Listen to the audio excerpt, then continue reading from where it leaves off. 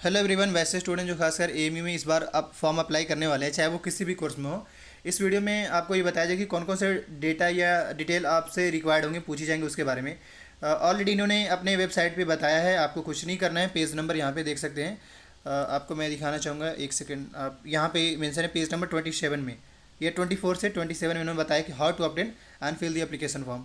मतलब कौन कौन से डॉक्यूमेंट्स पूछी जाएगी वो आपको इस वीडियो में हम बता देंगे पहले ही, ताकि जो आपको एक ओवरव्यू लग जाए। और बाकी तो ऐसे भी हमने डिटेल वीडियोस बना दिया है कि कैसे फिल करना है, उसका लिंक इस वीडियो के डिस्क्रिप्शन बॉक्स में आपको डाल देंगे, ताकि आपको एक सहूलत मिल जाए आराम से। और कोई स्टूडेंट चाहे तो खुद से फिल कर सकता है, बस कुछ नहीं। जैसे एक तो मैंने वीडियो बनाया है वो देख लेंगे, और बाकी थोड़ा सा आपको अपना दिमाग लगा लेना है, थोड़ा सा दिमाग यूज़ करेंगे, आप आराम से फिल कर पाएंगे।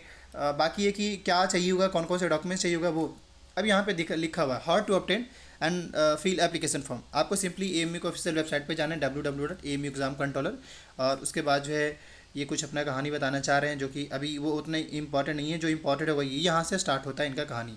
अब ये कहना चाह रहे हैं पहले क्या होगा, पहले आपको यूज़र एक नेम बनाना पड़ेगा। यूज़र नेम आपका ईमेल आईडी ही होगा, और आपको अपना एक पासवर्ड बनाना पड़ेगा। अगेन उस पासवर्ड को डालेंगे। मतलब पहला जो स्टेप है, जैसे ही जब फॉर्म ये लिंक पे क्लिक करेंगे तो सबसे पहले आपको यूज़र नेम में अपना नाम, ये आप अपना ईमेल आईडी सिंपली डालिएगा। मतलब यूज़र नेम में या तो नहीं, अपने ईमेल आईडी डालिएगा, नहीं तो सस्पेंस क्रिएट हो जाएगा। चलिए, अब इसके बाद जो है फिर अपना पासवर्ड, अगेन पासवर्ड रिपीट करना पड़ेगा। उसके बाद आपको एक वैलिड ईमेल आईडी डालना पड़ेगा, एंड देन उसके बाद जो आपको फुल नेम बताना पड़ेगा उसमें। इसके अलावा हो गई है कि इससे जो है आपको पहला स्टेप में जो है मतलब रजिस्ट्रेशन कंप्लीट हो पाएगा। जैसे मैंने वीडियोस बनाए तो आपने देखा ही है मेरे ख्याल से। अब क्या क्या चाहिए होंगे, जैसे यहाँ पे यूज़र नेम में कह रहे हैं, ये यूज़र नेम हो गया, ईमेल आईडी हो गया। देखिए आपका यूज़र नेम ही आपका ईमेल आईडी होगा, ये मान के चले। नेम ऑफ द कैंडिडेट, एक ऑल्टरनेटिव ईमेल आईडी, आपका आधार नंबर चाहिए होगा, mother's name, father's name, date of birth, date gender, mobile number, alternative mobile number, correspondence address और परमानेंट एड्रेस।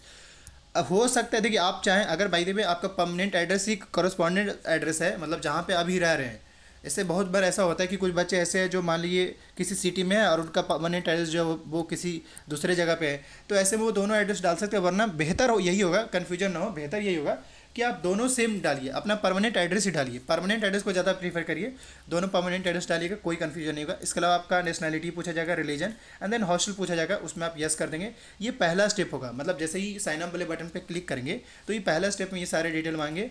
जैसे ही जब ये डिटेल पे डाल के ओके करेंगे तो उसके जिस बाद आपके पास एक ईमेल जाएगा। ईमेल में सिंपली आपको वेरीफाई करने को कहा जाता है, लिखा हुआ रहता है कि वेरीफाई करिए। लेकिन अगर बाय द ईमेल पे, मतलब जैसे ही जब साइन अप पे क्लिक करते हैं ना, जब डिटेल डालने के बाद, तो पहली बार में नहीं आ पाता है, तो आप अगेन बोलते हैं कि आप दोबारा रिक्वेस्ट करिए। मतलब क्लिक है टू अप्लाई या क्लिक है टू अनदर ईमेल, मतलब अगेन दोबारा आपके पास ईमेल आएगा लिंक का।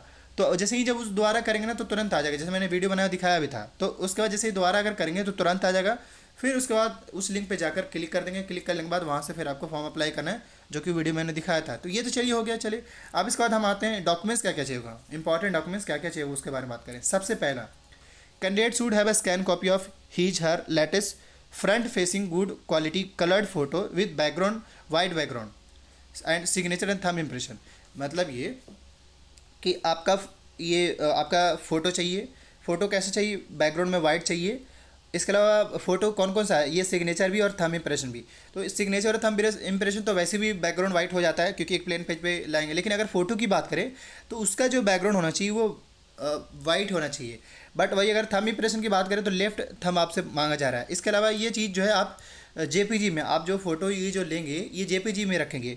तो मतलब देखा जाए तो तीन चीज़ें रिक्वायर्ड यहाँ पे हुए, एक आपका सिग्नेचर, दूसरा आपका थंब, तीसरा आपका फ़ोटो। फोटो कैसा, बैकग्राउंड वाइट, बाकी पासपोर्ट साइज फ़ोटो होना चाहिए। ये हो गया।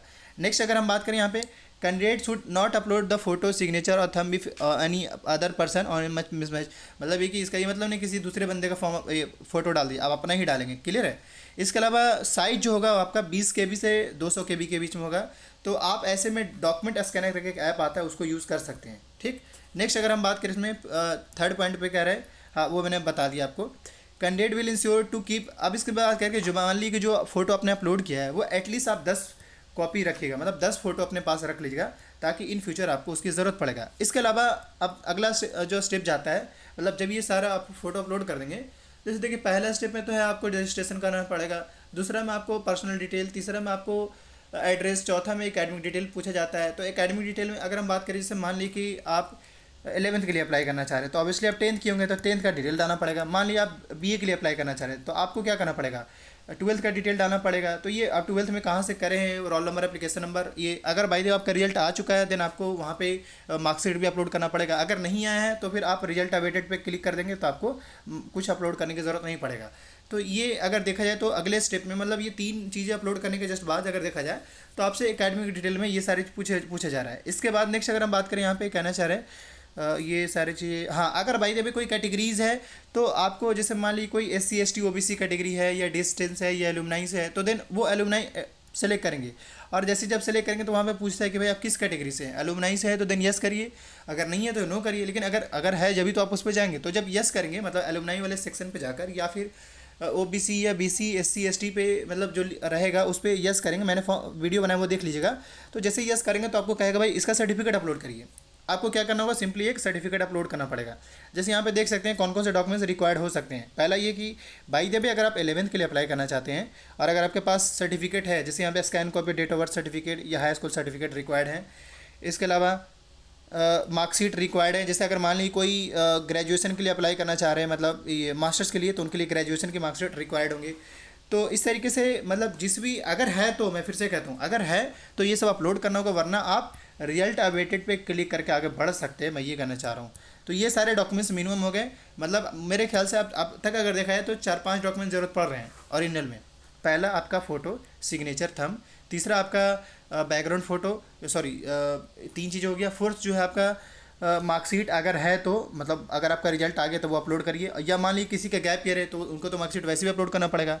और जो इस साल के स्टूडेंट्स उनको मार्कशीट अपलोड करने की ज़रूरत नहीं है, वो रिजल्ट अवेटेड पे क्लिक करके आगे बढ़ सकते हैं। अब इसके बाद अगर भाई देवे कोई स्टूडेंट्स ऐसा है जो BA मतलब मास्टर्स के लिए करना चाह रहे हैं, तो उसमें इन्होंने कहा है कि ऐसा है आप लास्ट के फोर्थ सेमेस्टर 5th सेमेस्टर का भी मार्कशीट अपलोड करके आप फॉर्म अप्लाई कर सकते हैं, तो आपको वो अप्लाई कर देंगे। तो देखा जाए तो जिस कोर्स के लिए अप्लाई करना चाहते हैं उससे पहले उस कोर्स के बारे में आपको डिटेल बताना पड़ेगा। मतलब आप क्वालिफिकेशन की बात करें तो क्वालिफिकेशन का डिटेल बताना पड़ेगा। इसके अलावा अगर कोई कैटेगरी है तो देन आपको कैटेगरी का सर्टिफिकेट अपलोड करना पड़ेगा।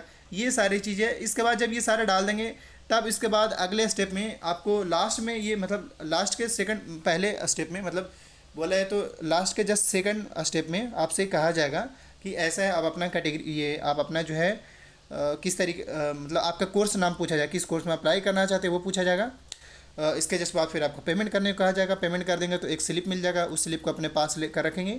बस यही है आपके फॉर्म फिल करने के या डॉक्यूमेंट्स जो रिक्वायर्ड है वो होंगे। इसके अलावा ये डिटेल वीडियोस, हाँ उसमें जो है आपको इंट्रेंस टेस्ट सेंटर चूज़ करने का ऑप्शन मिलेगा। हॉस्टल्स चाहिए नहीं चाहिए उसका भी ऑप्शन मिलेगा। इंट्रेंस टेस्ट सेंटर जो है आप वहाँ पे ऑप्शन आएगा। जैसे मान लीजिए कि आप अगर BA में देना चाहते हैं तो BA में क्या है कि हर लगभग मतलब कुछ सेलेक्टिव स्टेट में टेस्ट सेंटर है, जैसे बिहार के पटना में है, बंगाल में भी है, उधर केरला साइड में भी है, इसके अलावा जम्मू कश्मीर में भी है। तो आपको उस टाइप से मिलेगा, इवन 11th वालों के भी मौका मिलेगा। लेकिन ये है कि पहले रिमाइंड करने वाली बात है कि फॉर्म का डेट आ जाए, मतलब फॉर्म जिस डेट से फिल होगा उसी डेट से ही फिल करेंगे, ज़्यादा बेटर होंगे। ठीक है, तो ये हो गया। अब इसका नेक्स्ट अगर हम बात करें यहाँ पे यही चीज़ें ये कुछ बेसिक इन्होंने कहानी सुनाया है जो कि हाँ उसके बाद OMR शीट को लेकर, तो ये तो अभी बात की बात चीज़ है, अभी फिलहाल इतना ही है।